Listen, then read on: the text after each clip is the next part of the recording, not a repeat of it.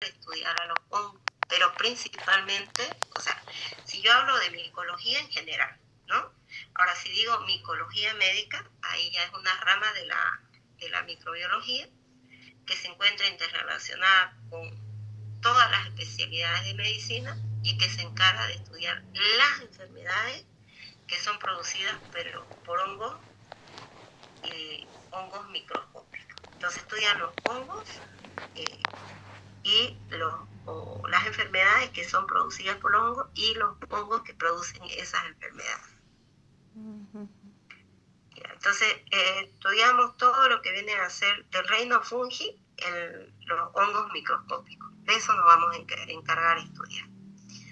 Entonces, ¿qué son los hongos? Los hongos son organismos uni o pluricelulares. Nosotros vamos a estudiar los microorganismos, ¿no? Vamos a estudiar a los unicelulares.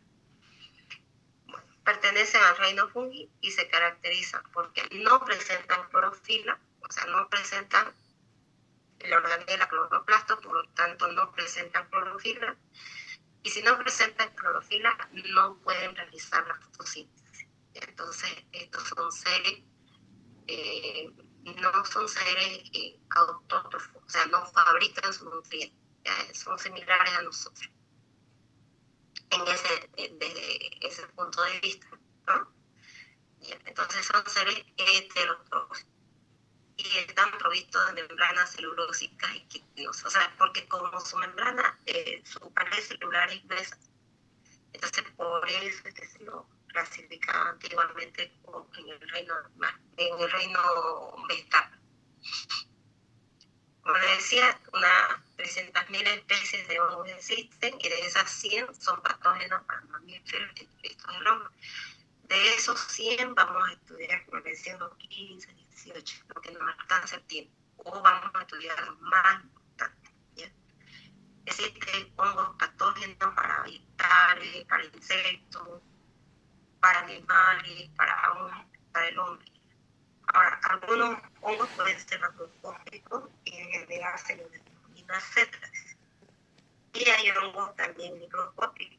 Algunos son ramificados, otros tienen la forma de levaduriforme, otros tienen un crecimiento dependiendo de la temperatura, unos crecen con una temperatura similar a la que tenemos en Santa Cruz. Entonces eso se dice hongos dimorfos, que presentan formas diferentes de acuerdo a la temperatura en que se desarrollan.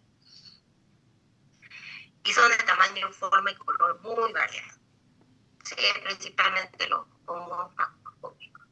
Eso muy amplio. Hay hongos que pueden ser beneficiosos para el hombre, desde los comestibles, las setas, por ejemplo, ¿no? Los champiñones, la ashwagandha también, creo que es no sé si es el hongo o algo así. ¿Ya? Cometina de león también hay otras, ¿no? Otras propiedades. Hay de acción farmacológica, antibióticos, por ejemplo, hay uno bien famoso, que gracias a eso se ganaron el Nobel de Medicina. El tratamiento específico para sífilis. ¿De qué antibiótico estoy hablando? La penicilina, doctora, la penicilina notatum. Eso, ¿no? Que se extrajo lo que se extrae del penicilio, no tanto. Muy bien. Ahora, hay otros que se utilizan industrialmente en la fabricación de pan, como las levaduras, de cerveza también. Ahora, algunos forman asociaciones para nutrirse mutuamente, como por ejemplo las micorrizas, ¿no? Las micorrizas crecen donde no interfieren con los nutrientes de las raíces o de las plantas. Conservan el equilibrio de la naturaleza porque pueden producir biodesintegración de esos materiales o restos inorgánicos. ¿Okay?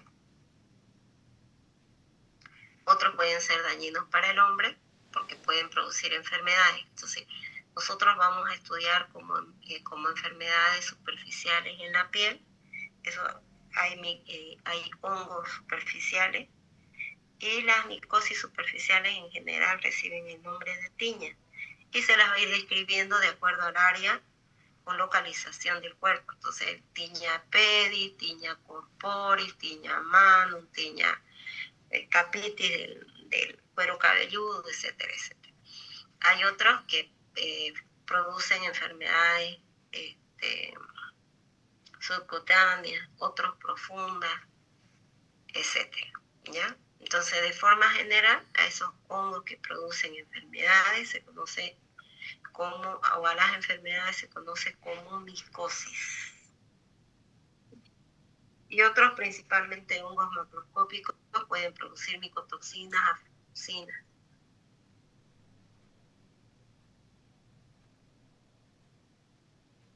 Bueno, en general, las micosis, como les decía, son producidas por hongos microscópicos. Cuando los hongos macroscópicos producen intoxicaciones, estas reciben el nombre de micotoxicosis. Cuando hongos macroscópicos producen intoxicaciones o enfermedades, se denominan micotoxicosis.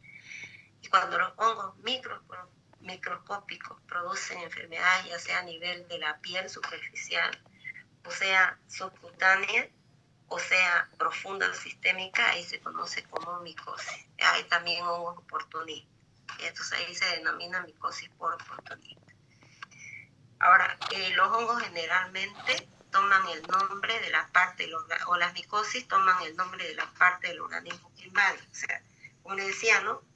Tiña pedis, ¿no? Del pie, tiña capitis, del cuero cabelludo, tiña manu, tiña cruris, tiña corporis, etc. O también las micosis reciben el nombre de los hongos que producen las enfermedades. Por ejemplo, esporotricosis, ¿no? Candidiasis, de Candida albicans.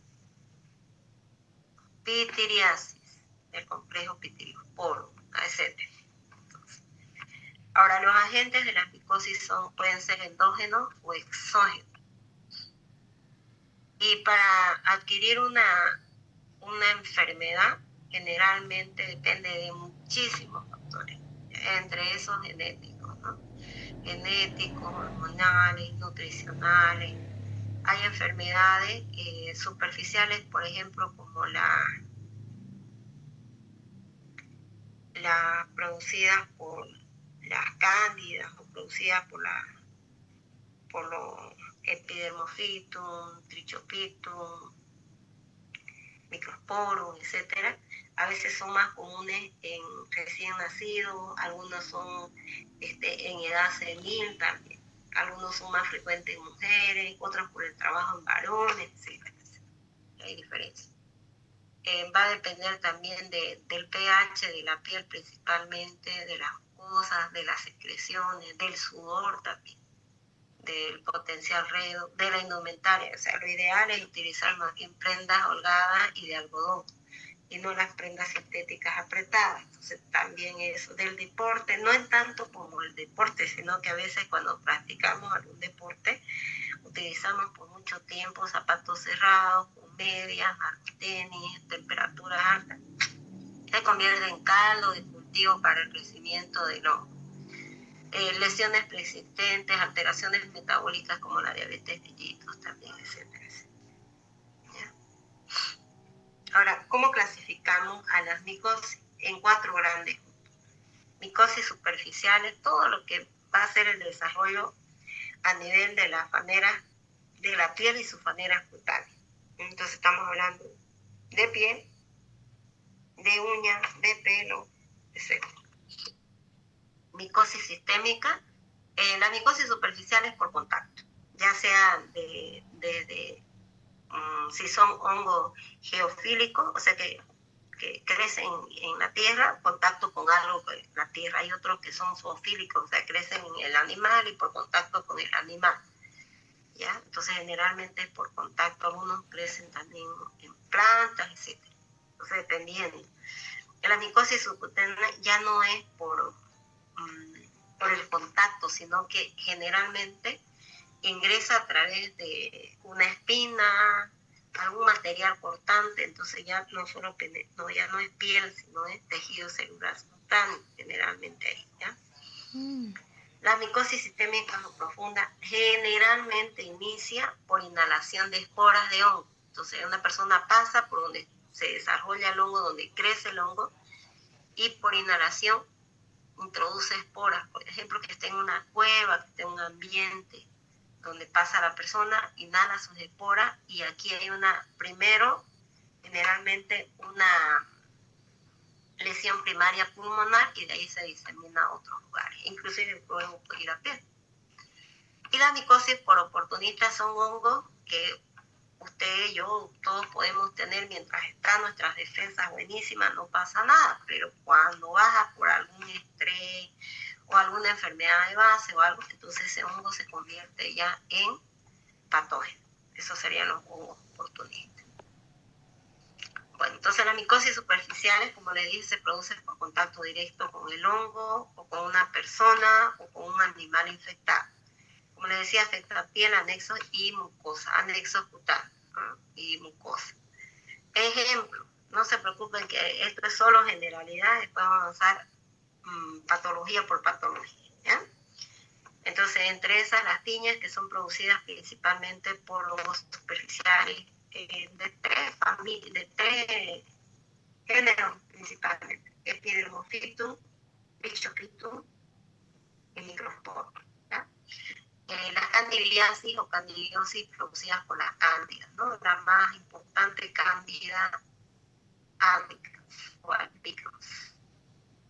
Las micosis subcutáneas se adquieren del ambiente y el hongo penetra, como les decía, por un traumatismo. Puede ser una espina, ya, una espina de una planta que tenga el hongo, entonces con esa espinita ingresa al tejido celular. Puede ser que tengan tierra y con esa tierra fabriquen alfadería y no se corten con eso, etc.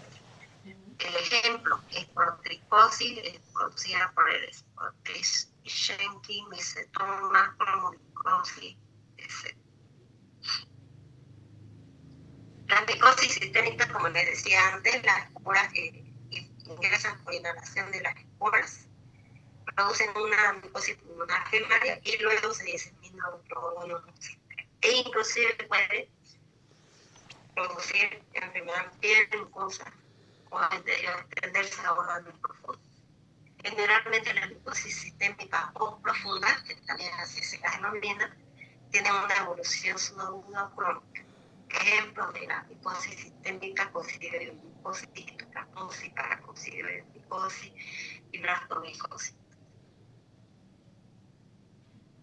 Y las micosis por oportunistas son causadas por como les decía, ¿no? Por hongos saprófitos que se transforman en patógenos bajo diferentes condiciones. Un estado de estrés continuo que tenga la persona, le baja las defensas, una enfermedad de base, etc. Ejemplo: candidiasis, criptococosis, pseudomicosis y aspergilosis.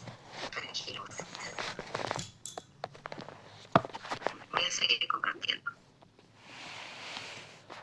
Estos temas son cortitos, los primeros